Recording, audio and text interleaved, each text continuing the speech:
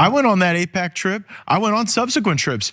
And there is an actual downward pressure from the leadership and even the committee chairs. Like if you're on the Foreign Affairs Committee, if you're on the Armed Services Committee, if you're on the Intelligence Committee, there's like an expectation that you go there in some sort of like, I don't know, congressional Hajj.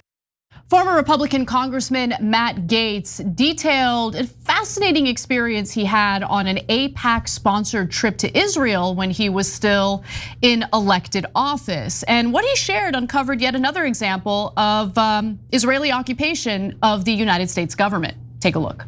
I was at the King David Hotel and I rolled back to my room unexpectedly when the rest of the group was still on some planned activity. And there was some dude in my room. I'm like, hey man, what are you doing here?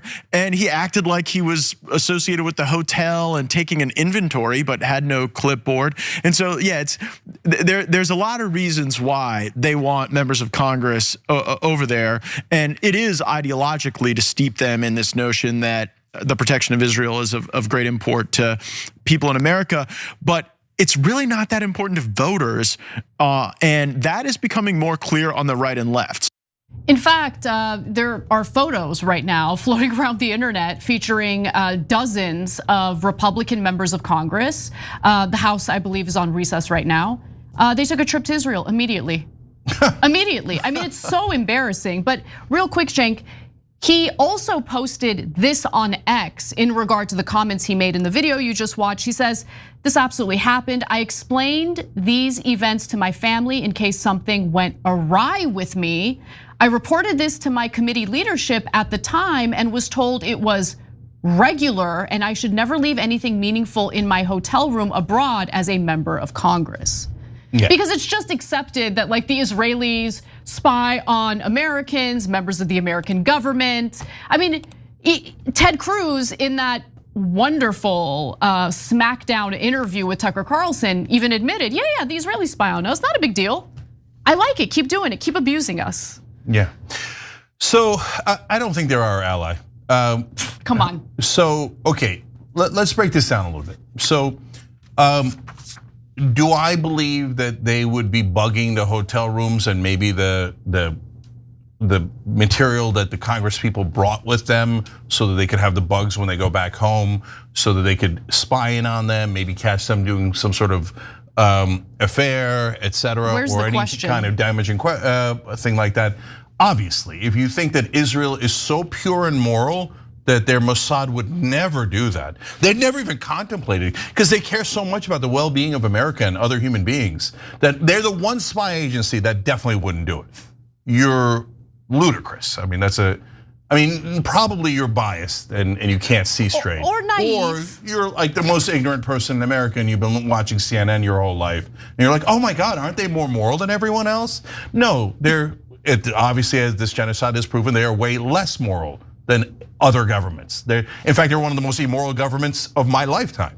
So would they spy in on American congressmen that go there and say, of course they would. Of course, look, Tom Massey said we all have Israeli handlers or what he called babysitters. Well, we have that video. Yeah, let's show you that video and then I'll come back and tell you how I don't think Israel is our ally. I think there's some chance they're our enemy. Everybody but me has an AIPAC person. What's that mean, an AIPAC person? It's like your babysitter, your AIPAC babysitter, who is always talking to you for AIPAC. They're probably a constituent in your district, but they are, firmly embedded in AIPAC. And every member has something like this? I don't know how it works on the Democrat side, but that's how it works on the Republican side. And when they come to DC, you go have lunch with them, and they've got your cell number, and you have conversations with them. So I've had that's absolutely crazy. I've had 4 members of Congress say, "I'll talk to my AIPAC person," and it's literally what we call them, my AIPAC guy. I'll talk to my AIPAC guy and see if I can get him to, dial those ads back. And I mean, you're telling me that our government isn't occupied right now? You're telling me it's not occupied, come on. So Marie Newman on the Democratic side, she said it on the show here, you can check it out on YouTube, was a Democratic congresswoman from Illinois. She votes against Israel once, okay? Members of her own party pull her aside and say, that's it, we're pulling all your money. How dare you vote against Israel, they said. sitting US congressmen. They're not congressmen from Tel Aviv and Haifa, okay? And they said, we're gonna pull all your money, and then on top of that, we're gonna spend millions against you. And because you voted against Israel this one time, we're gonna eliminate you. And by the way, they did. They pulled all of her money, they spent about $4 million against her, and she lost.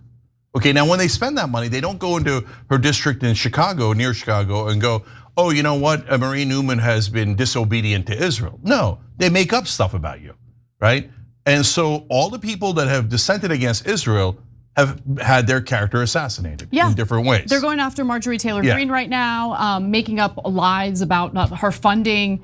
And by the way, she remains undeterred, doesn't care about their attacks. She, in fact, posted over the weekend, good morning to all Americans who agree that our country should not be controlled by foreign lobbyists. I hope you have a wonderful day. Obviously, she's talking about AIPAC there. And I commend her for holding strong on this issue because it is important for her to prove that she's not lying when she says she's America first. Yeah, so now back to going to Israel like Matt Gaetz was discussing.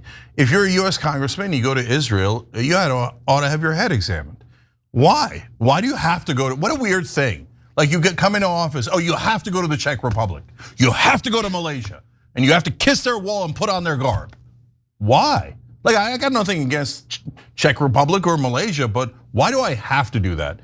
And I'm forced to bow down to this government. I'm forced to listen to their BS propaganda and then maybe have my room bugged. Why am I forced to do all of these things? And by the way, here's a whole boatload of money. If you support us, you get millions of dollars in campaign contributions. If you don't, we'll spend $4 to $6 million against you. By the way, not just Marie Newman, Nina Turner, Andy Levin, Jamal Bowman, Cori Bush.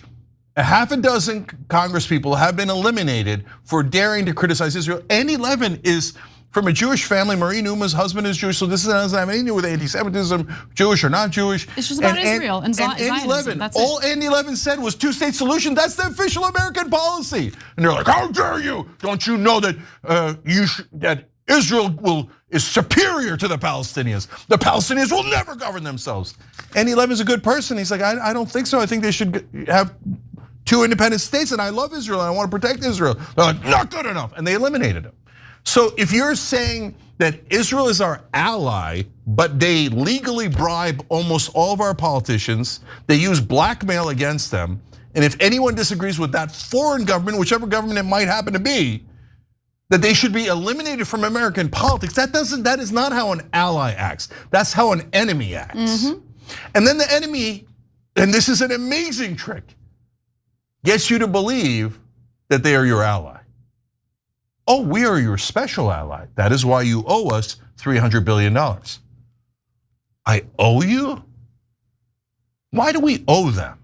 We owe them because they're our special ally, or that's how someone who has great disdain for you takes $300 billion out of your pocket and then tells you, I'm entitled to it, and I'm entitled to another $300 billion.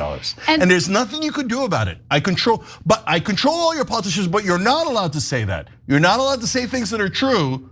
Wait, if I'm not allowed to say things, even though there's a First Amendment in America, doesn't that prove you're controlling us? Yeah, that our government, our country is occupied by the Israelis. And look, I get that some people like Ethan Klein get very chapped about that, but address the substance of what we're saying. Address the substance. And I don't know when Ethan lost his mind. I mean, he totally did. And go ahead and attack if you want. But how about you just try to attack the substance of the argument? Because he's, by the way, under the assumption that no, the top foreign lobbyist in the country, the lobbyist that has spent the most, is associated with Qatar. Okay, nonsense. I'll just address this real quick. I don't know anything about Ethan. All I know is he was for the 2-state solution. That was a perfectly reasonable thing to be in favor of. And now apparently he's become a zealot who's finding anti-Semitism everywhere. Is anti-Semitism in the room with us, Ethan? Okay, yeah, I know. Everybody's against you, everybody. No, the fact that Israel is now murdering tens of thousands of children is not the problem. No. It's that people are irrationally hating Jewish people. Nobody said Jewish people. We said Israel. You guys are the idiots saying, no, this genocidal maniacs in Israel represent all Jews. No, they don't. Stop saying that, you're doing great damage, okay? So anyways, Israel, you are not the boss of us. I know you are currently, And I know we are occupied, and now we all know how it feels to be a Palestinian. But you're not supposed to be the boss of us. And if you're trying to be the boss of us, by definition, you are not our ally. You are our enemy who is occupying us. And if you catch feelings over that, and you don't catch feelings about 61,000 dead people at a minimum, 25,000 dead children, the starvation of children, the murder of journalists, you don't care about that, and you care about theoretical anti-Israel bias, you're a terrible person, and you are our enemy. Okay, but I'm always honest with the audience. I'm anti-Israel. At this point, I wasn't before. At this point, I'm anti-Israel. How am I gonna be in favor of a genocidal regime and government? No, honestly, how can you be pro-Israel? How could you be pro-Israel? I mean, it's not like how could you? Seriously. It's not like we're permanently against the German people. The German people are human beings just like anyone else. But if in the middle of World War II you demanded that everyone be pro-Germany, that would be a maniacal position, absolutely, yeah. Right? As Stalin was murdering 25 million people, if you said you have to be the pro-Russian government right now, you'd be like, wait, why? Why? I mean, I love the Russian people, but why do I have to be in favor of the Russian government as they murder all these people? But Israel has a special exception to everything. But if you point it out, anti-Semite, yeah, get the hell out of here. No, in fact, I mean, look, if we're gonna do moral judgments, I find it deeply immoral to be a supporter of Israel at this moment. It is. So it's totally immoral. Like, you can call me whatever you want. I look down at you. I'll call you something. No. We're done with maniacal Israeli supporters calling other people names. Yes, we're done with that era. Now we're in the era where we call you names, okay? And the name we call you has nothing to do with religion. It has to do with you specifically. If you're still a supporter of this maniacal genocidal government, okay? You're a terrible person. You're a hateful person. You're a racist against Palestinians. You're a bigot against Muslims and Christians. And you think you're superior to all of us and that we owe you all of our money. No, you're a terrible person and a bigot and a racist. And a supremacist. Okay, and a supremacist. Yeah, I'm not interested in white supremacy. I'm not interested in supremacy of any religion, race, or creed. We're Americans. Americans are supposed to be equal. We're supposed to fight for justice. And if some stupid Israeli supporter says, no, my people are superior to all of you, you must bow down. And if you don't, I'm gonna call all of you hateful. You are all anti-Semitic. Owe me more money. You owe me more money. Give me money. Give me 310 billion isn't enough. I haven't murdered enough Palestinians. I haven't occupied them enough. I'm sick of you occupying the Palestinians. You are not our ally. You are definitely our enemy. And if you ask me to love Israel in the middle of a genocide, my answer is hell no. The exact opposite. Every time you ring the bell below, an angel gets his wings. Totally not true, but it does keep you updated on our live shows.